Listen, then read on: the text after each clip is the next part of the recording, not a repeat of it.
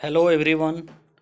आज हम लोग इस वीडियो में देखने वाले हैं यूजीसी नेट जेआरएफ का सिलेबस कि यूजीसी नेट जेआरएफ का कॉमर्स सब्जेक्ट का क्या सिलेबस रहने वाला है। तो जो 2022 और उसके बाद से जो भी एग्ज़ाम होंगे उसके लिए सिलेबस क्या रहने वाले हैं वो हम लोग देखने वाले हैं। यूनिवर्सिटी ग्रांट कमीशन यानी यूजीसी नेट। तो सब्जेक्ट है कॉमर्स, कोड नंबर है 08 यानी 8 कोड नंबर है। इसमें टोटल कितने सब्जेक्ट्स हैं वो हम लोग देखने वाले हैं, कितने यूनिट्स हैं। तो बता देना चाहता हूँ कि यहाँ पर टोटल 10 यूनिट्स है। इसमें 10 यूनिट आपको पढ़ने हैं और कितने मार्क्स के एग्ज़ाम होंगे। आपके 100 क्वेश्चन पूछे जाएंगे और हर क्वेश्चन 2 नंबर के होंगे। तो टोटल आपका 200 नंबर का एग्ज़ाम होने वाला है पेपर 2 के लिए। स्पेसिफिक मैं पेपर 2 की बात कर रहा हूँ, एक अलग से आप लोग कमेंट करके बताइएगा तो पेपर 1 का भी सिलेबस हम डिस्कशन कर देंगे। ओके। हालांकि थोड़ा सा बता देना चाहते हैं हम यहाँ पर कि पेपर 1 के लिए भी 50 क्वेश्चन पूछे जाते हैं और 2 नंबर का क्वेश्चन होता है यानी 100 नंबर हो जाएगा। और पेपर 2 में आपको कितने क्वेश्चन पूछे जाएंगे, 100 क्वेश्चन पूछे जाएंगे, 2 नंबर का एक रहेगा, तो टोटल 200 का पूछा जाएगा सवाल।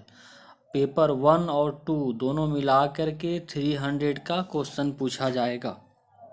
और कितने टाइम्स आपको अलॉट किए जाएंगे, टाइम आपको 3 आवर्स अलॉट किए जाएंगे। लगातार 3 घंटे का एग्ज़ाम होगा। पहले ये एग्ज़ाम होता था 2 स्लॉट में। पेपर 1 के लिए ओनली 1 आवर का अलॉट होता था और पेपर 1 के लिए 1 आवर, पेपर 2 के लिए 2 आवर्स, बीच में गैप दिया जाता था। लेकिन अब ये दोनों एक साथ एग्ज़ाम होता है 3 घंटे का लगातार। आपके कंप्यूटराइज्ड बेस्ड एग्ज़ाम होंगे और उसमें 2 सेक्शन होगा, पार्ट 1 पार्ट 2 यानी पेपर 1 पेपर 2। आप दोनों में से जो भी पहले सॉल्यूशन करना चाहते हैं उसका सॉल्यूशन कर सकते हैं। कोई ऐसा ऑब्लिगेशन नहीं है, मैंडेटरी नहीं है कि आपको पहले पेपर 1 करना है फिर पेपर 2 करना है। और पेपर 1 भी जब कर रहे हैं उसमें से भी कुछ यूनिट्स को कर लिए या कुछ सवाल सोल्व कर लीजिए। इसके बाद आप चाहें तो पेपर 2 का कुछ सवाल सोल्व कर सकते हैं। मतलब ये मैंडेटरी नहीं है कि पेपर 1 स्टार्ट किए हैं तो पूरा पेपर 1 कंप्लीट करके ही पेपर 2 करना होगा। ऐसी मैंडेटरी नहीं है, कोई भी कर सकते हैं आगे पीछे। और हिंदी इंग्लिश जैसे जवाब देना होगा आप दे सकते हैं। क्लियर है? यहाँ तक बातें समझ में आ गया कि हम लोग का जो नेट में 2 पेपर होगा। पेपर 1 जो कि कॉमन पेपर होगा, जनरल पेपर, और पेपर 2 कॉमर्स का हम लोग डिस्कशन कर रहे हैं।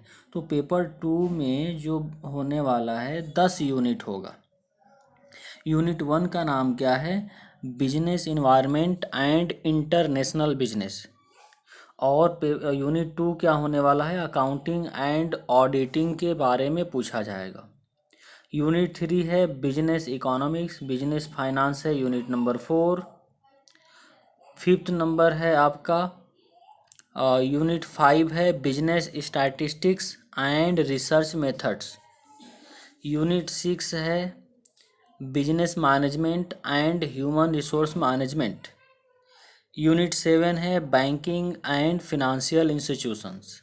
यूनिट 8 है आपका मार्केटिंग मैनेजमेंट। और यूनिट 9 है लीगल एस्पेक्ट्स ऑफ बिजनेस। और यूनिट 10 लास्ट है income tax and corporate tax planning. ये तो हो गया यूनिट की कितना यूनिट में डिवाइडेड है आपका सिलेबस। और अगर डिटेल में हम बात करें तो यूनिट 1 में क्या पढ़ना है ये यहाँ पर डिस्क्राइब किया हुआ है। आइए इसको समझते हैं कि यूनिट 1 में क्या है। तो यूनिट 1 के अंदर में हम लोग को पढ़ना है concept and element of business environment. जो यूनिट 1 है आपका business environment and international business, उसके अंदर में पढ़ना है concept and elements of business environment कि बिजनेस इन्वायरमेंट होता क्या है, क्या क्या उसका एलिमेंट होता है, डायमेंशंस होता है, वो सब पढ़ना है। उसके अंदर में भी कई सारा टॉपिक है। फिर है scope and importance of international business, कि इंटरनेशनल बिजनेस का स्कोप क्या है, यानी कितना वाइडर रेंज में काम करता है इंटरनेशनल बिजनेस, कैसे किया जाता है, उसका इम्पोर्टेंस।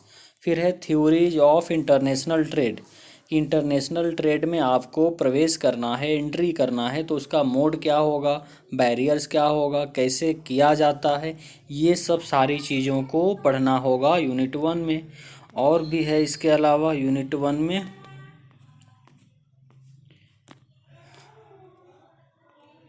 और है आपका एफडीआई के बारे में पढ़ना है, FDI, FPI, type of FDI, इसका benefit, merit, demerits, policy, India का क्या पॉलिसी है एफडीआई के लिए, ये सब भी पढ़ना है। फिर है balance of payment, balance of payment के बारे में पढ़ना है, balance of trade, balance of payment, deficit या करंट अकाउंट, कैपिटल अकाउंट क्या बनता है, कैसे बनता है, ये सब सारी चीज़ों को भी सीखना पड़ेगा। नेक्स्ट है रीजनल इकोनॉमिक इंटीग्रेशन, जैसे दुनिया में क्या होता है कि कई सारे कंट्री आपस में रीजनल कोऑपरेशन बना लेते हैं, इंटीग्रेशन बना लेते हैं और ट्रेड करते हैं, फ्रीली ट्रेड को करने के लिए बना लेते हैं। वैसे ही है European Union, Asian, SAARC, NAFTA, कई सारे ट्रेड ऑर्गेनाइजेशन है रीजनल, उसके बारे में भी हम लोग को पढ़ना है कि कब इस्टाब्लिश हुआ, कब उसका क्या क्या एग्रीमेंट है, कौन कौन कंट्री उसमें इन्वॉल्व है। इसके अलावा हम लोग को पढ़ना होगा इंटरनेशनल इकोनॉमिक इंस्टीट्यूशन, जैसे आईएमएफ हो गया, वर्ल्ड बैंक हो गया, वर्ल्ड ट्रेड ऑर्गेनाइजेशन हो गया, अंकटाड हो गया, यूनाइटेड नेशन, ये सब हो गया। अग्रीमेंट्स पढ़ना है, क्या क्या कैसे अग्रीमेंट होता है, ट्रिप्स, ट्रिम्स, ये सब के बारे में। तो ये हो गया यूनिट 1 में, business environment and international business के अंदर में। अब बात कर लेते हैं यूनिट 2 में क्या पढ़ना है, तो अकाउंटिंग एंड ऑडिटिंग, जो आपका फेवरेट सब्जेक्ट्स होगा।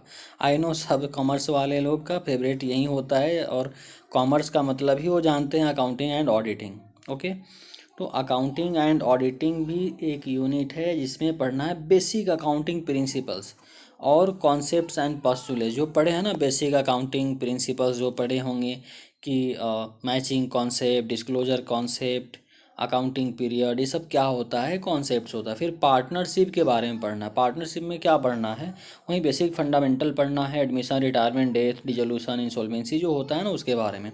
फिर कॉर्पोरेट अकाउंटिंग, कॉर्पोरेट अकाउंटिंग का मतलब इसमें क्या होता है, इशू ऑफ शेयर, फॉरफीचर, री issue, merger, acquisition, integration, reconstruction, holding company, ये सब पढ़ना है।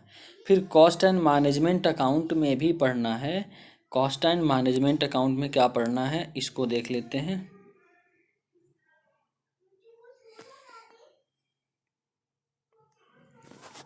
कॉस्ट एंड मैनेजमेंट अकाउंट में है आपका कि marginal costing, break even point, PV ratio, ये सब सुने हैं ना, प्रोसेस कॉस्टिंग। फिर है life cycle costing, target costing, kaizen costing, JIT, ये सब के बारे में स्टडी करना है।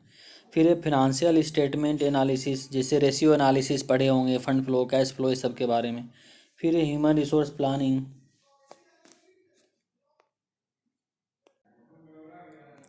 तो यहाँ पर human resource accounting, Indian accounting standard and IFRS के बारे में पढ़ना है। फिर ऑडिटिंग, ऑडिटिंग कैसे होता है, अपॉइंटमेंट कैसे होता है, भाउचिंग, वेरिफिकेशन, वैल्यूएशन, ये सब के बारे में स्टडी करना है। रिसेंट ट्रेंड क्या है ऑडिटिंग में, ये सब चीज़ों को हम लोग को डिटेल में स्टडी करना होगा। तीसरा यूनिट है आपका बिजनेस इकोनॉमिक्स, इकोनॉमिक्स में वही बेसिक चीज़ पढ़ना है, meaning, scope, objective, demand, supply, relationship, law of variables, proportion.